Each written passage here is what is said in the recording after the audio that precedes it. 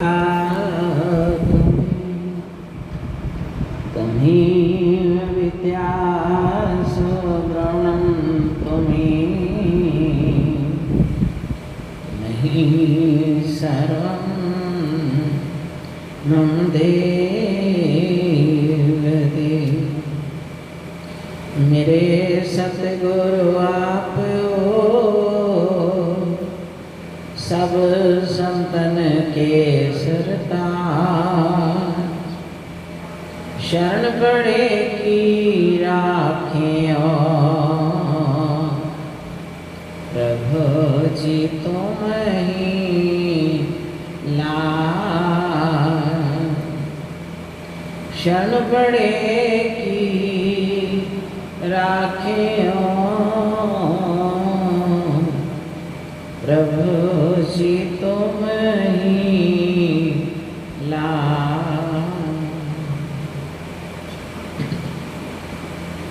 गुरुमुख एक बार अपनी मुख रचना को पवित्र करने के लिए सब मिलकर ऊंची और मीठी स्वर से बोलो जयकार। बोल मेरे श्री गुरु महाराज की जय। बोलो साचे दरबार की जय। गुरुमुख श्री रामायण का वचन है कि ये संसार क्या है। संत तुलसीदास जी ने ये वचन लिखे कि यह जग यामनी जागई योगी, परमारथी परपंच वियोगी। जानहि तबहि जीव जग जागा, जब सब विषय विलास विरागा। कि इस संसार रूपी रात्रि में योगी जन जागते हैं जो योग में लगे हैं। आज तो वैसे भी बहुत महान योग दिवस भी है। वो योग शरीर का योग है जिससे हमारा शरीर स्वस्थ रहता है। शरीर स्वस्थ होता है तो हम मालिक की बंदगी कर पाते हैं। तो उन्होंने रामायण में लिखा कि ये संसार रूपी रात्रि में सारा संसार सोया हुआ है, योगी जन जागते हैं जो सुबह उठकर मालिक के नाम की आराधना करते हैं। फिर उनकी निशानी क्या है? परमारथी परपंच वियोगी। वो परमार्थ वृत्ति के होते हैं, इस संसार को झूठा परपंच जानते हैं। इसलिए उनके मन में इस दुनिया से वैराग होता है और प्रभु के चरणों में उनकी सुरति जुड़ती है। जानहि तबहि जीव जग जागा, जब सब विषय विलास विरागा। जागा हुआ इसको तब जानो जब मन की सब वासनाओं को हटाकर सुरति मालिक के चरणों में हो।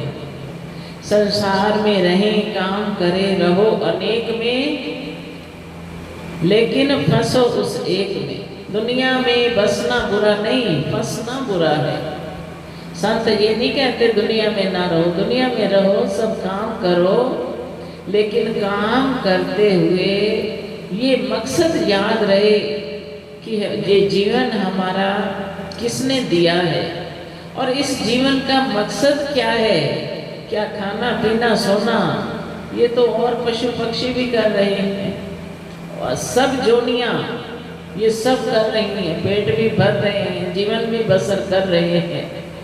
मनुष्य की विशेषता है तो इसलिए कि इस मनुष्य जीवन को पाकर ये भव सागर से पार उतरने का साधन अपना सकता है।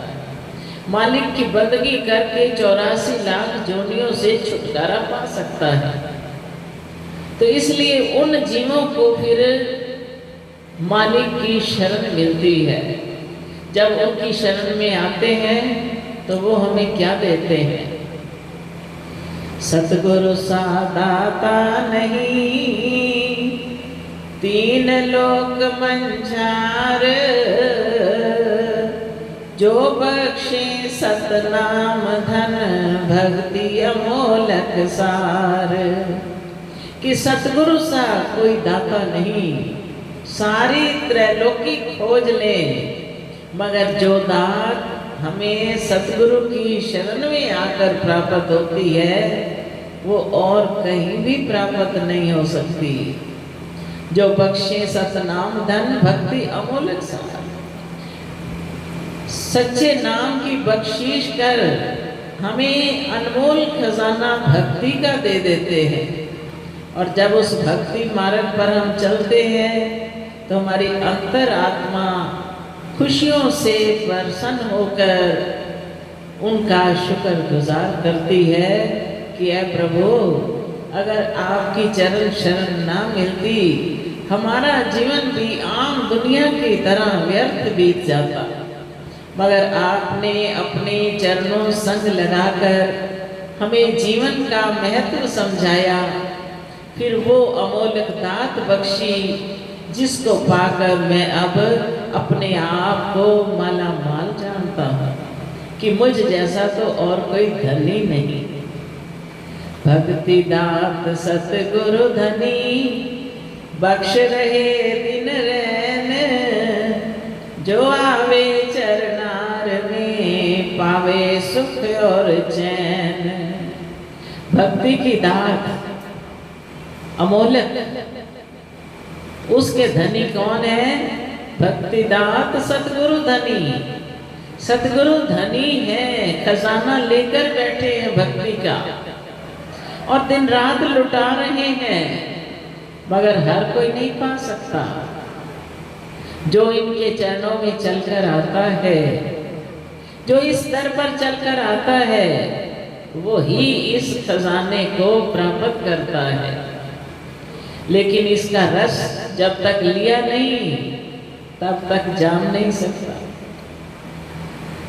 तो इसलिए महापुरुष हमें बार बार जोर देते हैं कि सत्संग में आओ, क्योंकि सत्संग ही ऐसी ज्ञान गंगा है जहाँ आने से हमारे मन के सारे पाप धुल जाते हैं, सुरती पावन पवित्र होकर मालिक के चरणों से जुड़ जाती है।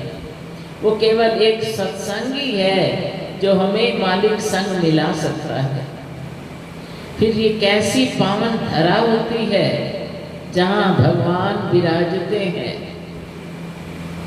एक बार प्रभु श्री रामचंद्र जी महाराज और लक्ष्मण दोनों वन में भ्रमण कर रहे थे।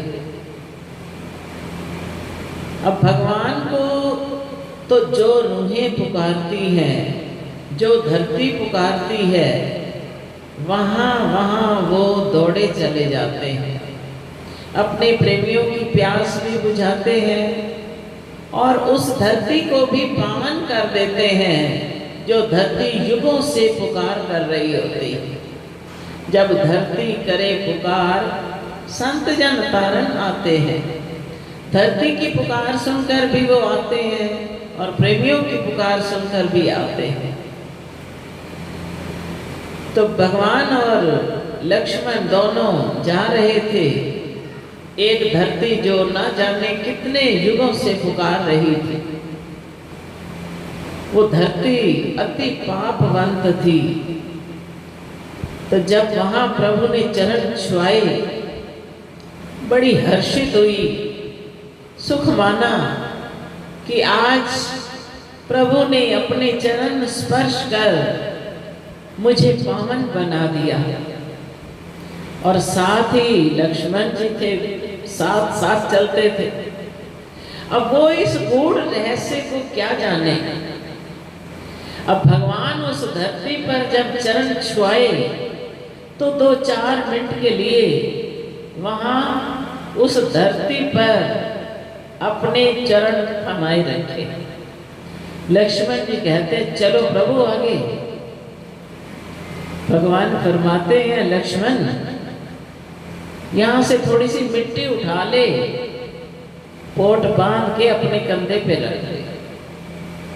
अब लक्ष्मण ने ऐसा ही किया कि भगवान की आज्ञा है, पोट बनाई उस मिट्टी की अपने कंधे पर रख ली। अब प्रभु ने उस धरती को त्रिपत कर सच्ची शांति प्रदान कर आगे प्रस्थान किया। अब लक्ष्मण के मन में बार बार बुरे विचार उठने लगे। कभी मन में कोई विचार उठता है कि पिता ने तो भैया राम को वन में जाने के लिए कहा, मैं क्यों आया? कहाँ तो इतना भाव कि 1 मिनट के लिए भी दूर नहीं हो सकते। कहाँ ये संकल्प उठने लगे। फिर कभी कोई विचार उठता है, कभी कोई विचार उठता है। आगे चलते चलते भगवान फरमाते हैं, चल लक्ष्मण इस नदी पर स्नान करते हैं। अब कपड़े उतारे, पोट उतारी, स्नान किया। स्नान करते वक्त लक्ष्मण ने अपने मन को बड़ा धिक्कार दिया कि ए मन, तुझे भगवान की सेवा मिली है मगर तुझे सेवा की कीमत ही नहीं। तेरे मन में क्या संकल्प उठ रहे हैं? ए पापी मन, तू मुझे बख्श दे, मुझे ना भटका। अब बाहर निकले, फिर वस्त्र धारण किए, फिर वो पोट रखी, अब फिर वही मलिन संकल्प। अब जब परेशान हो गए तो एक जगह वृक्ष के पास खड़े होकर छाया में कहते हैं, प्रभु अब आप ही मेरे मन को ठिकाने लगाओ, मेरा मन बड़ा बेचैन है, जो बुरे बुरे संकल्प उठा रहा है। तो भगवान फरमाते हैं, लक्ष्मण इस पोट को उतार के रख दे। जब पोट को उतार के रखा तो मन में शुभ संकल्प उठने लगे। कहता प्रभु ये क्या रहा, आ जाए बतलाओ तो सही। तो भगवान फरमाते हैं, लक्ष्मण जिस जगह से तुमने ये मिट्टी उठाई थी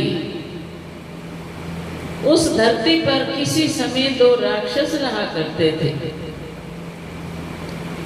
और उन राक्षसों के रहने की वजह से वो धरती जो थी मलिन होती रही। फिर एक समय ऐसे आया कि उनको माया ने आकर ऐसा प्रचलित किया कि दोनों आपस में लड़ने लगे। लड़ते लड़ते दोनों ने वही शरीर का त्याग किया और उनका रक्त उसी धरती पर बह निकला। वो धरती जो है बड़ी मलिन हो गई। अब वो बहुत समय से पुकार कर रही थी कि प्रभु कब आएंगे, कब हमें पावन बनाएंगे। तो आज उस धरती को पावन करने हम उस स्थान पर पहुंचे। लक्ष्मण ने चरणों पर मस्तक रख के क्षमा मांगी, प्रभु आपकी माया को मैं क्या जान सकता हूँ, आप ही सब जानते हो। फिर लक्ष्मण को फरमाया, लक्ष्मण तेरा दोष नहीं, ये इस मलिन मिट्टी का दोष है। इसको अब नदी में डाल दे, सारे पैर पाप जो हैं इसमें बह जाए। फिर उस पोट को लक्ष्मण ने नदी में डाला। फिर उसके बाद पवित्र विचार उठने लगे। अब धरती का भी कितना असर होता है। जो धरती प्रभु चुनते हैं, जहाँ वो विराजमान होते हैं, जहाँ वो चरण छुआते हैं, तो उस धरती को वैकुंठ समान बना देते हैं। जहाँ सत्संग तहाँ वैकुंठ वासा। जहाँ सत्संग होता है तो वो स्थान वैकुंठ तुल्य है।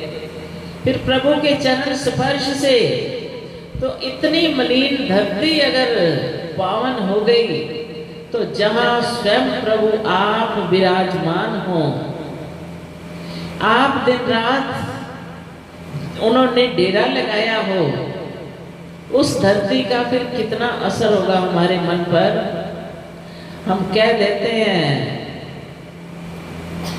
कि सत्संग तो हम घर टीवी पर बहुत चैनल आते हैं, हम सुन लेते हैं, आरती पूजा भी कर लेते हैं हम सुबह शाम, वो तो एक हमारा नियम है जो हमने निभाना है, करना है। मगर ये विचार जरूर करें कि जो स्थान प्रभु ने चुना है और वहां विराजमान हुए हैं, फिर श्री आनंदपुर दरबार की जहां मोहर लग गई, जहां प्रभु ने आप अपनी मोहर स्टैंप लगा दी कि ये धरती अब परमहंसों की है, पावन धरती है, तो वहां आकर हमें कितना सुख चैन मिलेगा, कितना आनंद मिलेगा। क्या वो आनंद हम घर बैठे अपने आप प्राप्त कर सकते हैं? कदापि नहीं। तो इसलिए महापुरुष फरमाते हैं कि ये सब रचना परमहंसों ने प्रेमियों के लिए ही रचाई, कि जगह जगह, नगर नगर, शहर शहर में सत्संग भवन बनवाए, फिर प्रेमियों को प्रेरणा दी कि यहाँ आकर सत्संग परमार्थ का लाभ प्राप्त करो। यहाँ चलकर आते हैं वो कदम हमारे सफल होते हैं।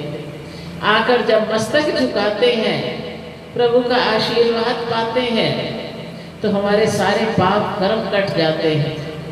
फिर जब हम उनको भोग लगवाते हैं तो उस भोग का भी कितना फल होता है। जो गुरु को भोजन करवावे, मानो त्रैलोकी न्योत जमावे। जो अपने सतगुरु को भोग लगवाता है तो वो मानो त्रैलोकी का यज्ञ, त्रैलोकी के यज्ञ के समान उसको फल मिलता है।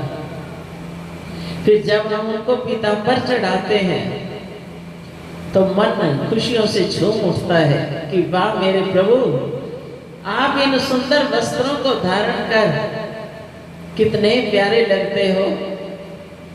तो ये सारे कर्म हमारे मन को, हमारी सुरती को चरणों से जोड़ने के लिए किए जाते हैं, वरना उनको तो कुछ नहीं चाहिए। लेकिन हमारे कर्म कैसे बनेंगे, हमारी सुरत कैसे जुड़ेगी अगर दिन रात केवल संसारिक धंधों में लगे रहेंगे, संसारिक कार्य करते रहेंगे, तो हमारी सुरती वहां जुड़ी होगी। और जो सुरती हमारी सतगुरु के चरणों में जुड़ेगी, ये हमारे लोक परलोक का सरमाया है, जो यहाँ भी सच्चा सुख प्रदान करने वाला है और आगे जाकर भी सच्चा सुख देता है। तो इसलिए हमें नित नित सत्संग में आना चाहिए, रोज रोज आकर परमहंसों के दर्शन पाएं। एक एक कदम का कितना फल होता है। संत मिलन को जाइए, तज माया अभिमान, जितने जितने पग धरे सौ सौ यज्ञ समान। एक एक कदम का फल सौ सौ यज्ञ के समान है, जो हम अपनी सुस्ती को एकाग्र करके यहाँ के लिए रवाना होते हैं। तो एक एक कदम हमें फल देता है। तो अब ख्याल करो कि कितने हमारे अहोभाग्य हैं कि हमें ऐसा सुअवसर प्राप्त हुआ है। फिर रोज रोज उनकी मुख वाणी से ये सुनते हैं कि प्रेमी नित्य प्रति 5 नियम अपनाएं, 2 घंटा स्मरण करें। घर बैठकर कर सकते हैं कि अगर नहीं भी जा पाते घर बैठ के करें। फिर सत्संग हफ्ते में 1 बार 2 बार जब भी होता है, उस समय उनके निवास स्थान पर पहुंचकर सत्संग का लाभ प्राप्त करें, ताकि हमारा वो एक एक कदम जो है कितने अत्यधिक फल से भरा है वो भी प्राप्त करें। तो ये सारे कर्म हमारे मन को साधने के लिए है। जब हमारा मन चरणों से जुड़ जाएगा, हमारी सुरत एकाग्र होकर एकाकार हो जाएगी, तो उनमें और मुझ में कोई भेद नहीं रह जाएगा, हम एक हो जाएंगे। क्योंकि सेवक जो अपने स्वामी की चाहत करते हैं, तो भगवान भी जब एक धरती की पुकार सुनकर वहां पहुंच जाते हैं तो प्रेमियों की पुकार सुनकर तो उनके दिल में बस जाते हैं। बोल मेरे श्री गुरु महाराज की। एक बार हमारे श्री श्री 108 श्री सतगुरु दाता दयाल जी पंचम पातशाही जी ने सिंगापुर में कृपा फरमाई। अब सिंगापुर में जैसे ही कृपा फरमाई बहुत सारे बच्चे आए और हाथ जोड़कर प्रार्थना करने लगे कि गुरु महाराज जी आप तो सचमुच के भगवान हो और हमें बड़े प्यारे लग रहे हो, हम आपसे बहुत प्यार करते हैं। तो हम तो आपसे बहुत प्यार करते हैं, क्या आप भी हमसे प्यार करते हो? तो श्री गुरु महाराज जी ने पूछा कि तुम कितना प्यार करते हो हमसे? बच्चे थे, कहने लगे स्वामी जी हम इतना इतना प्यार करते हैं। जब बच्चों ने हाथ फैलाए तो श्री गुरु महाराज जी ने 10 गुना अधिक अपने कर कमल फैलाकर फरमाया कि तुम इतना प्यार करते हो, हम तुमसे इतना प्यार करते हैं।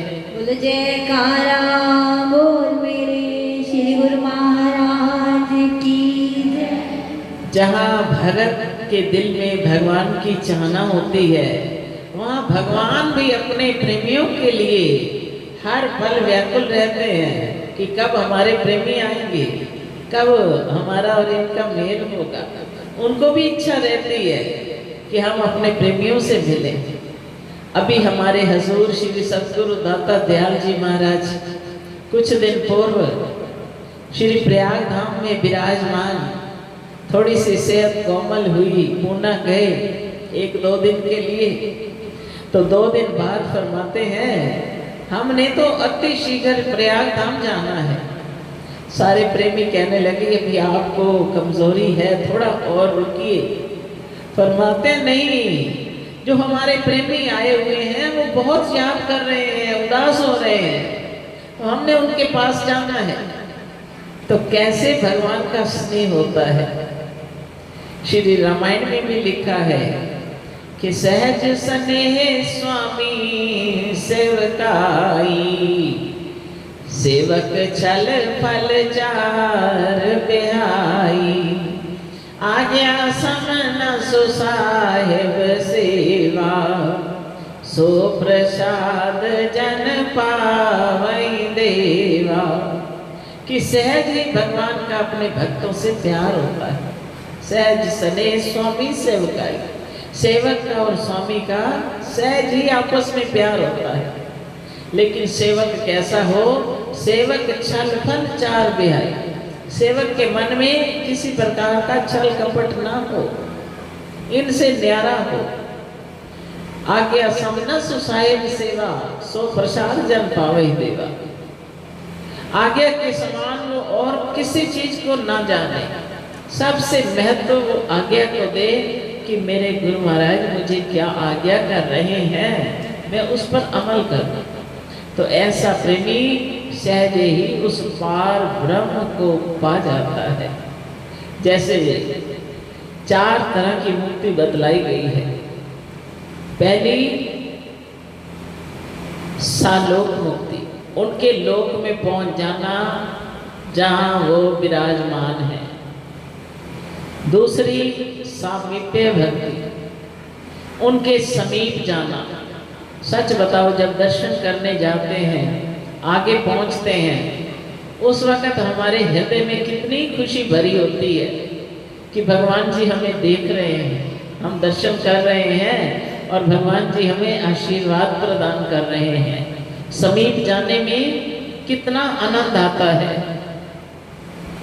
सालोक भक्ति, समीप्य भक्ति। तीसरी है सायुज्य भक्ति, कि उनके लोक में जाकर उनमें ही लय हो जाना। तो ये भक्ति जो है ये तभी प्राप्त कर सकते हैं जब हम दृढ़ विश्वास से जाते हैं। तो इसलिए महापुरुष हमें हमारे कल्याण के लिए रोज रोज प्रेरणा देते हैं, रोज रोज यही उपदेश देते हैं कि प्रेमियों, संसार में रहते हुए साथ ही साथ मालिक की बंदगी करके अपने जीवन को सफल बनाओ, ताकि यहाँ भी जीवन सुख से बीते और आगे भी जाएं तो मुख उज्जवल लेकर जाएं। बोलो जयकारा।